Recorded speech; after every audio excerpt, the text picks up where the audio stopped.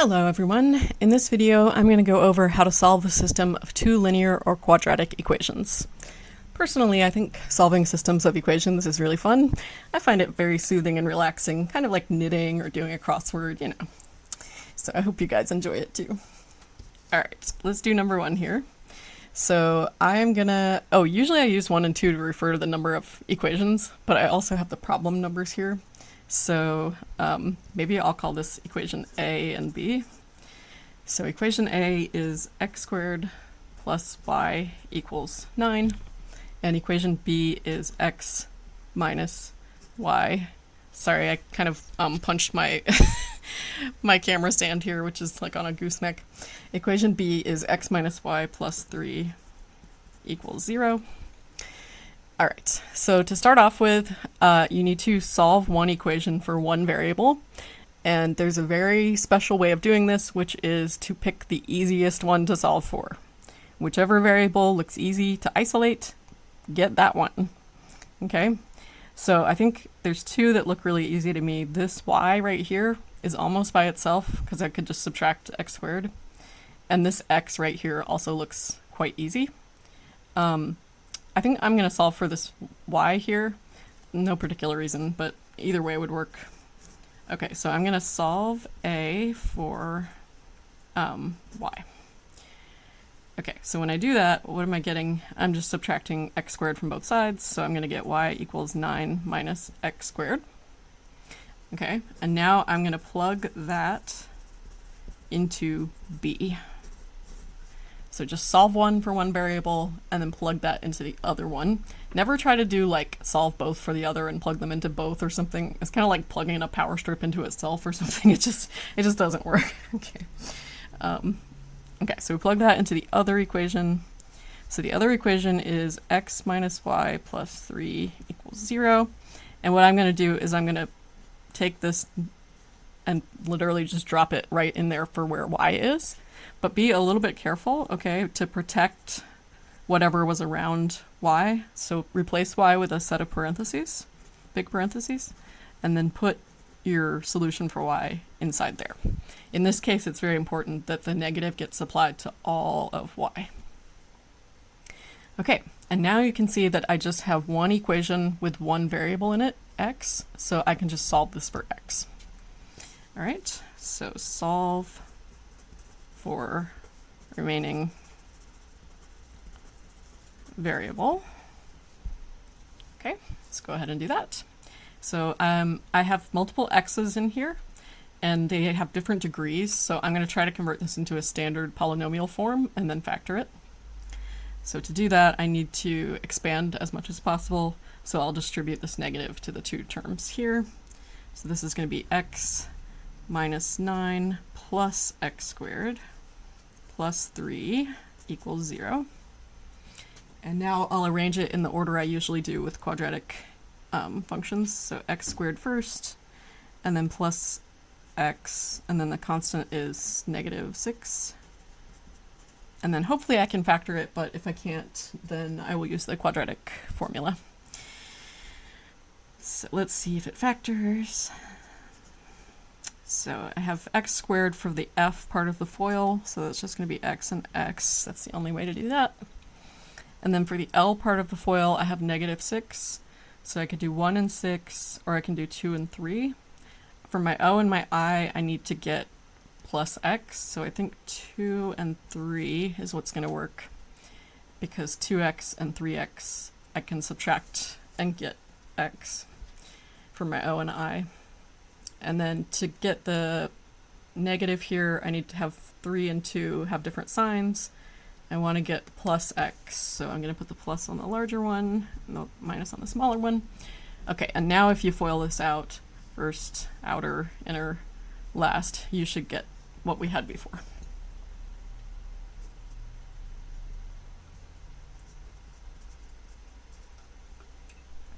So now you take each factor and you set it equal to 0.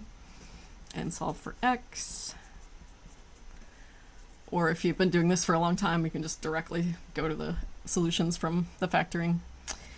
Okay, what do we do with these solutions? So when we're not done, what we're going to do now is we're going to go back to our solution for y up here. and we're going to plug those x's into that. Okay, so plug x's into y equals 9 minus x squared. This is the easiest way to get y because you already solved for it up here. You could go all the way back to equation A and plug in there for x, but you already isolated y here, so why not just use that? Okay, so when x is 2, that gives us y equals 9 minus 2 squared. So 9 minus 4, which is 5. And when x is negative 3, that gives us y equals 9 minus negative 3 squared, which is 9 minus 9, which is 0. So the two solutions here are, so the x and y values are 2 and 5, and negative 3 and 0. But we're not done. We need to check these solutions and make sure they actually satisfy our original equations. Okay? So here were our original equations, A and B. Scroll up a little bit. When you scroll with an actual sheet of paper, in my case, I am like rolling it up because I have all this audio visual equipment here. It's like in the way. So I'm literally scrolling. Okay. So these are our original equations, and I'm just going to plug this pair of x, y values in and see if they're both satisfied at the same time. So for x equals 2, y equals 5, what do I get? So equation A, I want to know if 2 squared plus 5, does that really equal 9? 4 plus 5 is 9? Yeah, that's good. And then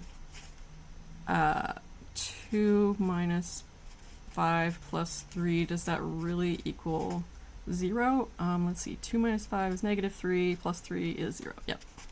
Okay, so this solution is good, 2 and 5. So go ahead and circle that one. And then let's check the other solution. So x equals negative 3, y equals 0. Equation A. Does negative 3 squared plus 0 really equal 9?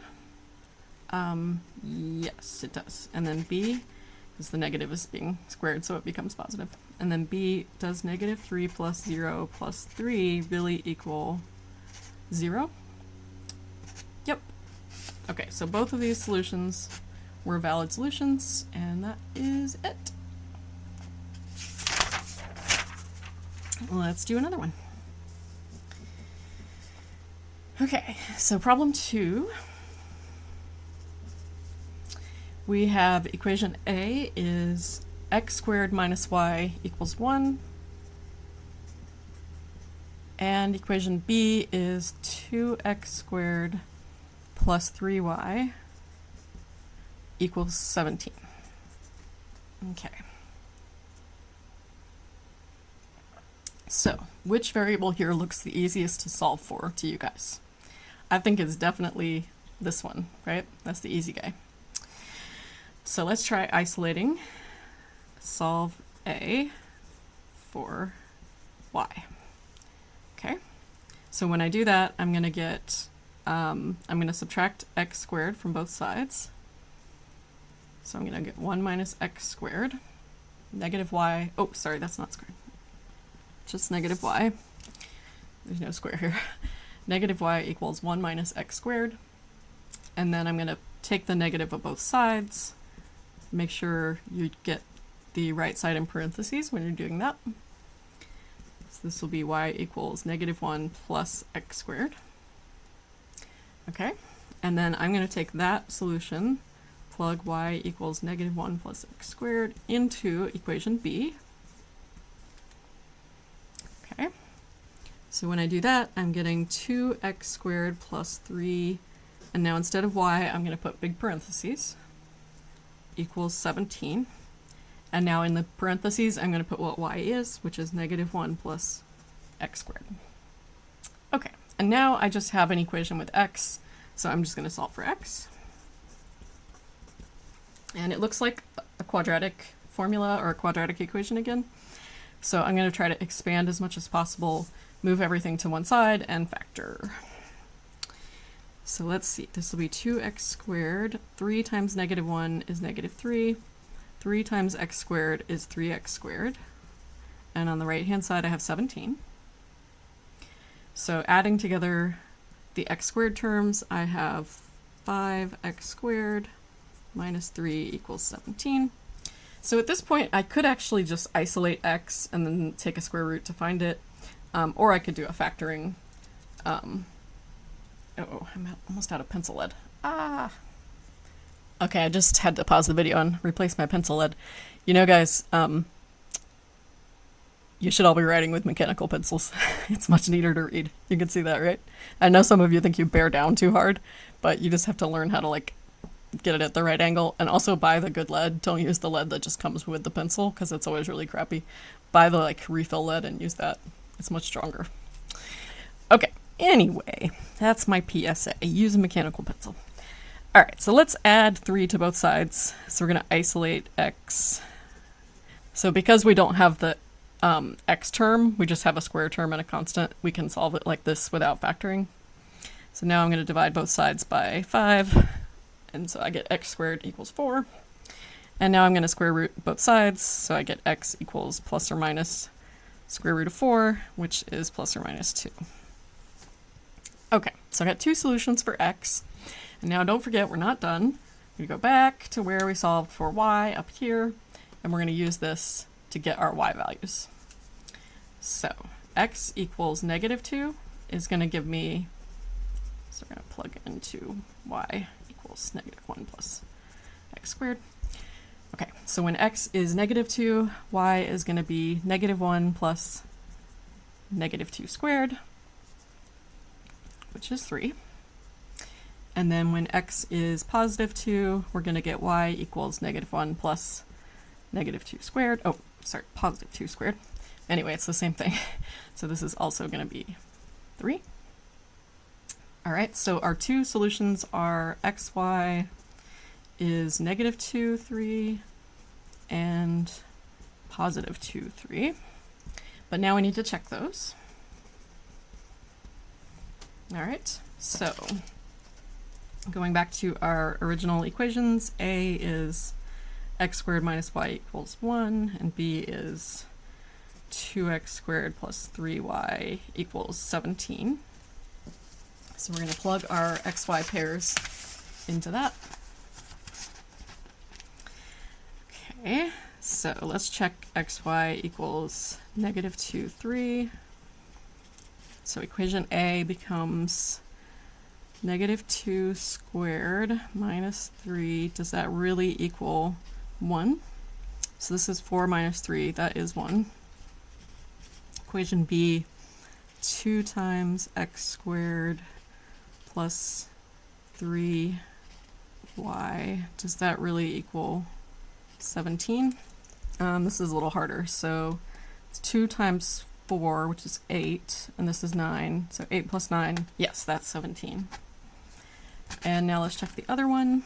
I think it's going to end up being the same, though, because the part where we plug in x, the only thing that's going to change is this will be positive. But since it's being squared, yeah, I think it'll work out anyway. So I'm just going to be a little bit lazy and just... Okay, let's look at the third problem here. So this is our final solutions. Okay, this doesn't have any squares in it, but it is still quadratic because we have an x times a y, so variable times variable. So I think when we solve it, we're still going to get a quadratic. All right, so equation A is x minus y equals 4, and equation B is xy equals 12. So the easiest variable to solve for is this x right here. It's almost by itself already. So I'm just going to add y to both sides, and that's going to give me, oops, I'm sorry, I jiggled the camera again. That's going to give me x equals 4 plus y. And now I'm going to plug that into the second equation. So I'm going to get 4 plus y in place of x. So that's this equation. and then times y equals 12. So you see it actually is quadratic, because when I distribute the y, I'm going to get 4y plus y squared equals 12. Now I need to move all of the terms to one side and then try to factor it. So this is going to be, I'm going to arrange it in the way I usually like to have it. Like that. So I just switched the y squared to be in the front and then subtracted 12 from both sides. And now, let me give myself a little more space here. I'm going to try to factor it. So this is going to be y, so there's no coefficient on y squared. And then for the constant term, I need to get negative 12. If I do 3 and 4, I don't think that's going to work, because I need to get 4y when I add together my outer and my inner terms. So let me try, I could either do 1 and 12 or 2 and 6. So I think, oh, sorry, I just smacked the camera again. It's actually the cord that I keep smacking, and that makes the whole thing shake. So I'm going to do 2 and 6, and I want to get positive 4, so I'm going to put the plus on the bigger one. And now I think the outer term is 6y, and the inner term is negative 2y, so that is going to give me 4y for my foiling. Okay, so then to solve this, I'm setting each factor equal to 0, and then I'm getting y equals 2, and y equals negative 6. And now I need to plug those back, so bring this down here.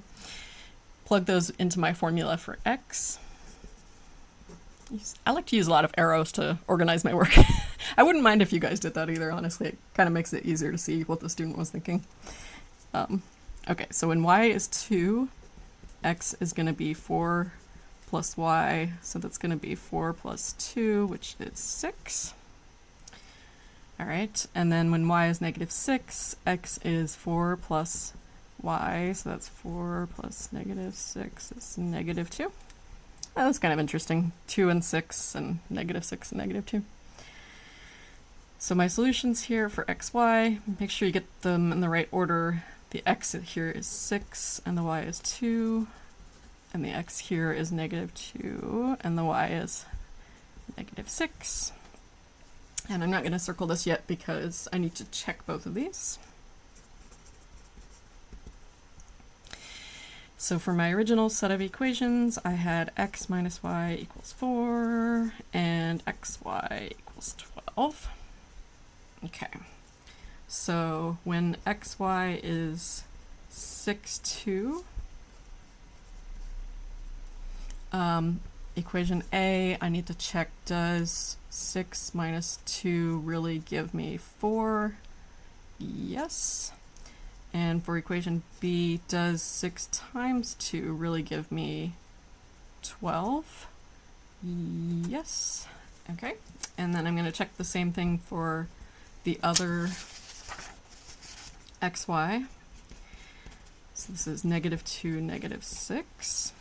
So for equation B, does, so it's x first, so negative 2 minus, and then y, negative 6, does that really equal 4? Yes, if you check the signs here carefully, it does. And then does negative 2 times negative 6 really equal 12? Yep. Okay, so these were both correct solutions, and that is it. I will see you guys another time.